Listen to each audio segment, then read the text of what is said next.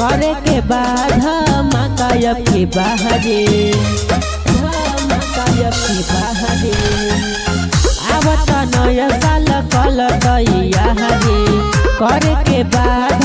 मकाय की बहारे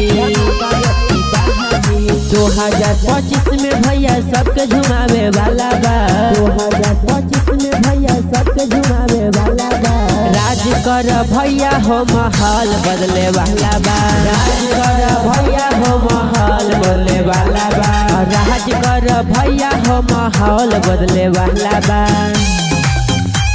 माहौल बदले वाला बा राज कर भैया हो माहौल बदले वाला बा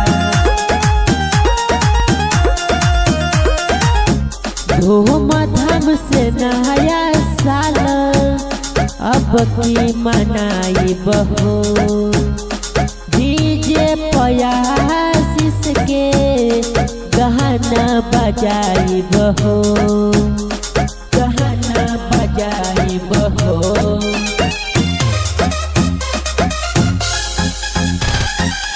धूमधाम से नया साल अब की मनाई बहो डीजे पयासिस के गहना बजाई बहो गहना बजाई बहो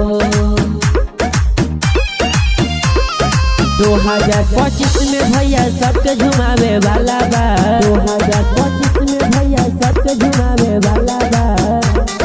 राज कर भैया हो माहौल बदले वाला बा राज कर भैया हो माहौल बदले वाला बा राज कर भैया हो माहौल बदले वाला बा माहौल बदले वाला बा। अगर आप हैप्पी रिकॉर्डिंग स्टूडियो का ऑडियो वीडियो सबसे पहले आप तक पहुंच सके तो चैनल को सब्सक्राइब करना ना भूलें।